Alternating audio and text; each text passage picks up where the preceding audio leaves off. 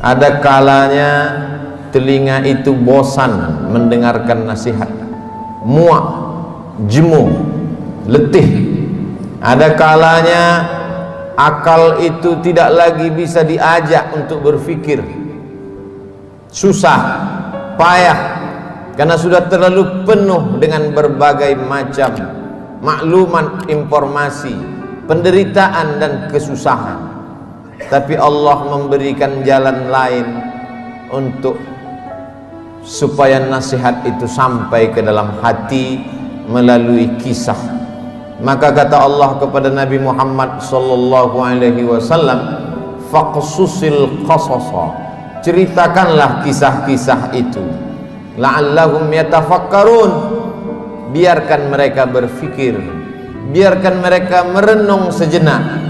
Selama jantung masih berdetak, selama darah masih mengalir, mereka masih hidup, hati mereka masih bisa diajak untuk berkompromi. Mungkin kalau dinasihati tidak lagi masuk, tersumbat sudah telinga. Mungkin kalau diajak berdiskusi sudah tidak mempan, saking penat dan lelahnya penderitaan. Tapi kisah-kisah masih menyentuh ke dalam hati sanubari manusia, karena nafas masih berhembus, hayat masih berada di kandung badan. Bagi yang lama tidak juga dikaruniai anak, bacalah kisah Ibrahim alaihissalam yang tidak pernah muak dan bosan berdoa, Rabbi habli minas salihin, berilah aku anak yang saleh. Bukan setahun, bukan 2 tahun, 86 tahun lamanya menikah dengan Sarah, tidak juga dikaruniai anak. Menikah dengan Hajar, anak tidak juga datang. Mereka mengatakan istrinya mandul, mereka katakan tangan mungkin punya anak, karena tulang sudah rapuh, kepala sudah diselimuti uban, mustahil punya anak. Tapi Allah ingin menunjukkan kuasanya. Pagi, petang, siang dan malam dia berdoa, Rabbi habli minas salihin. Akhirnya Allah berikan anak. Bukan cuma istrinya yang muda itu yang melahirkan anak, istri yang dikatakan semua orang mengatakan takkan mungkin punya anak, mustahil punya anak. 13 tahun setelah kelahiran Ismail, Sarah mengandung, lahirlah Ishak. Ketika itu umur Nabi Ibrahim 99 tahun. Allah ingin menunjukkan kuasanya. Innama amruhu idza arada syai'an ayyaqula lahu kun fayakun. Setan berbisik, mengapa dia yang pacaran, dia yang berzina, sekali berhubungan kelamin langsung punya anak? Mengapa dia yang melakukan hubungan tidak halal, tidak ada akad, tidak ada saksi, tidak ada mahar, tidak ada izin orang tua, mengapa begitu mudah? Memang itulah kerja setan. Alladzi waswisu fi sudurin nas la'atiyannahum min baini aydihim, aku akan datang dari depan, wa min khalfihim, dari belakang, wa an aymanihim, dari kanan, wa an syama'ilihim, dari kiri. Memang begitulah kerja-kerja setan dari bentuk jin. Syayatinul jinni wal insi, ada pula setan yang berbentuk manusia, yang kerjanya menghangat-hangatkan hati, memanaskan perasaan, sehingga mendidih bergejolak sampai pada mencaci maki Tuhan. Beristighfarlah, minta ampun kepada Allah. Bacalah kisah-kisah mereka, bagaimana susahnya Nabi Zakaria berdoa kepada Allah, Rabbi habli min ladunka dzurriyyatan thayyibah, berilah aku keturunan yang baik-baik ya Allah. Allah berikan keturunan yang baik. Anak itu bernama Yahya, seorang perempuan lama tidak punya anak, namanya Hannah. Dia berdoa kepada Allah, Rabbi ya Allah, inni aku nazartu, bernazar, laka ma fi batni muharrarah, kalau aku punya anak, kalau aku bisa mengandung, anakku ini akan kujadikan muharrara khalisan li khidmati Baitul Maqdis. Dia tidak akan menjadi petani, dia tidak kusuruh bercocok tanam, dia tidak akan mencari ikan di tengah laut menjadi nelayan, dia tidak akan menjadi pegawai kerajaan. Dia hanya akan aku jadikan muharrara, menjadi pelayan Baitul Maqdis. Hidupnya hanya akan menjadi pelayan rumahmu ya Allah. Dia tidak ada kerja lain. Kuwakafkan anakku ini untukmu ya Allah. Fataqabbalaha rabbuha. Allah kabulkan doanya biqabulin hasanin wa ambataha nabatan hasana. Anak itu tumbuh dengan pertumbuhan yang baik. Wa inni sammaituha Maryam. Anak itu aku beri nama Maryam. Wa inni u'idzuha bika wa dzurriyyataha. Aku minta perlindungan kepada engkau, bukan hanya kepada dia, wa dzurriyyataha, tapi sampai kepada anak cucunya, minasyaitonir rajim, supaya jangan sampai dia diganggu, digoda oleh setan yang terkutuk. Begitulah mereka orang-orang yang soleh. Ibrahim, Zakaria, Hannah, suaminya Imran, satu surat khusus untuk mereka. Nama suaminya Imran, nama istrinya Hannah. Hannah melahirkan anak Maryam, Maryam melahirkan anak Isa. Mereka orang yang dekat dengan Allah, tapi tetap diuji oleh Allah. Mereka orang yang dipilih Allah, tapi hidup mereka juga penuh dengan penderitaan dan kesusahan. Lalu siapa kita yang baru sekali dua menempelkan kening ke lantai bermunajat kepada Allah, merasa hidup mesti senang, hidup mesti tenang, hidup mesti kenyang, padahal kita tak layak untuk menenteng sandal alas tapak kaki mereka. Kita bukan apa-apa dan kita bukan siapa-siapa. Bagi yang hidupnya selama ini berada di istana yang megah dan cantik, penuh dengan emas, berlian, permata, harum, semerbak, tiba-tiba tercampak dan terbuang, bacalah kisah Musa alaihissalam. Dibesarkan di istana Fir'aun, lengkap dengan pelayan, makanan pakaian terjaga bersih rapi, penuh dengan dayang-dayang. Sampai akhirnya dia melihat ada dua orang yang sedang berkelahi. Fawakazahu Musa. Musa melerai, jangan kalian bergaduh, jangan berkelahi. Tapi kedua orang ini tidak juga menghentikan perkelahiannya. Fawakazahu Musa. Musa meninju dan memukulnya. Orang yang dipukul itu mati. Dan kebetulan yang mati itu adalah masyarakat kelas atas, masyarakat keluarga Fir'aun.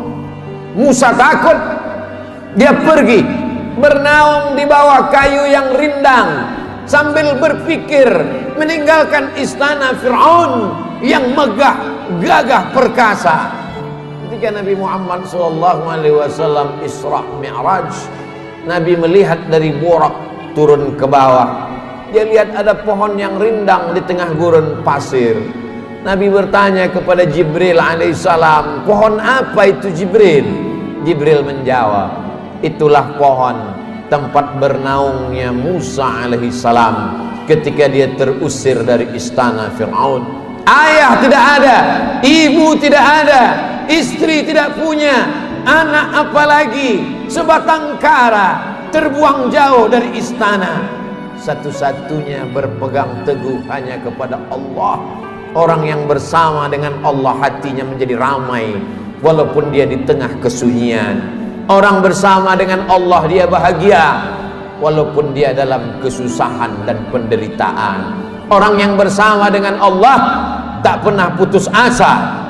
Bersama dengan harta akan binasa, bersama dengan kemegahan, kemuliaan, jabatan akan berakhir. Bersama dengan dia, siapa dia? Al-Hayyu Maha Hidup. Bersama dengan dia, siapa dia? La ta'khudhuhu sinatun wala naum. Dia yang tak mengantuk dan tidak tidur. ternyata itu hanya skenario Allah. Allah ingin melepaskan Musa dari kungkungan harta benda, dari cengkraman kekuasaan Fir'aun terlaknat. Allah ingin mempertemukan Musa dengan guru yang bijaksana, Syuaib namanya. Dari kejauhan Musa melihat orang ramai, ternyata mereka ngantri untuk mengambil air di sebuah sumur tua yang pintunya tertutup batu yang besar. Tidak sanggup mereka menggeser batu itu, walaupun mereka berkumpul beramai-ramai. Musa dengan kekuatan yang dititipkan Allah menggeser batu itu. Dengan mudahnya tutup sumur terbuka. Nabi Musa melihat ada perempuan yang jauh di barisan belakang.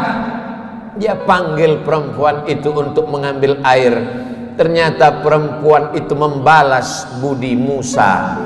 Dia mengajak Musa untuk berjumpa dengan ayahnya, karena ayahnya lama mencari pengembala kambing. Apa kata si anak? Inna khaira man ista'jartal qawiyul amin. Kalau kau ingin mencari pengembala kambing ayah, selama ini kau susah mencari anak muda, pilihlah anak muda ini. Dia orangnya jujur dan amanah. Dari mana kau tahu dia jujur? Ketika dalam perjalanan tadi aku di depan, dia di belakang. Angin bertiup kencang, pakaian lekuk tubuh terlihat. Dia suruh aku ke belakang, dia ke depan, karena dia tidak ingin melihat yang dilarang Allah. Dari mana kau tahu dia kuat? 30 orang laki-laki ingin menggeser batu besar dari pintu sumur yang menutup. Tak sanggup mereka sampai dia datang. Akhirnya Musa dinikahkan dengan anak Syuaib dengan mahar samaniya hijaj, 8 musim, 8 tahun lamanya mengembalakan kambing. Musa ulul azmi, banyak manusia tapi tak banyak yang dipilih menjadi nabi. Banyak nabi tapi tak banyak yang dipilih menjadi rasul. Banyak rasul tapi tak banyak yang dipilih menjadi ulul azmi. Musa salah satu ulul azmi. Musa yang diajak Allah untuk berbicara. Wa kallamallahu Musa taklima. Tapi sungguh pun begitu, pernah juga dia merasa terasing, kesunyian, kesepian, tercampak, terjatuh dari istana yang megah. Lalu siapa kita? Kita sedang diajak Allah untuk membanding-bandingkan diri dengan orang-orang yang soleh, yang hebat itu. Engkau yang ditugaskan untuk menjadi guru agama, menjadi juru dakwah di tempat yang jauh, di tengah hutan belantara, melewati air gelombang pasang, melewati sungai, melewati batu karang yang tajam, sampai di tempat tujuan tidak disambut dengan tola'al badru alaina. Kau tak disambut dengan marhaban, kau tak disambut dengan permadani merah, kau tak disambut dengan sukacita, dicaci maki, diejek. Akhirnya hati merasa marah, panas, meninggalkan dakwah, masuk ke dalam perahu. Perahu terombang-ambing di tengah lautan.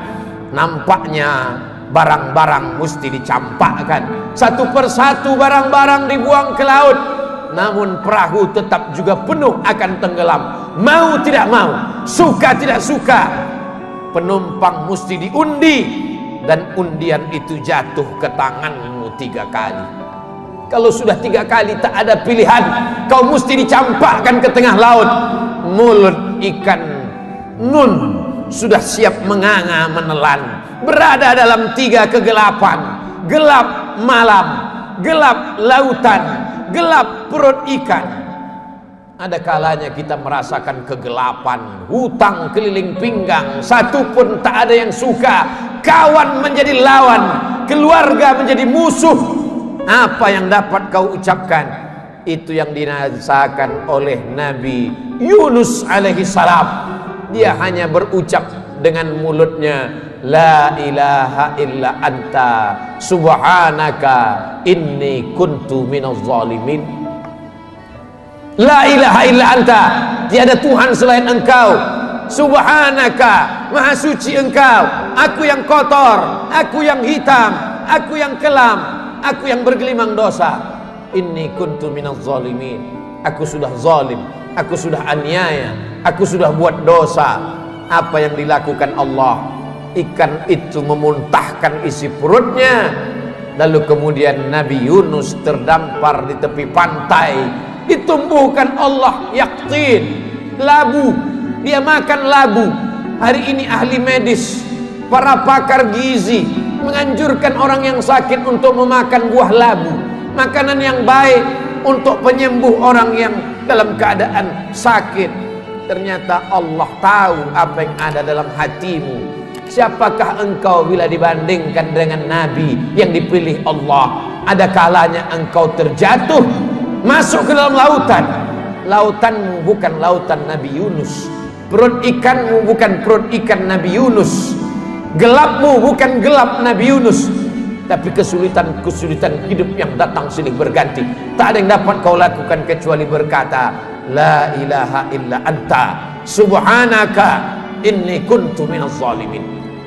Ada orang-orang yang mengajak engkau untuk berargumentasi, untuk berlaga, tapi bukan dengan otot.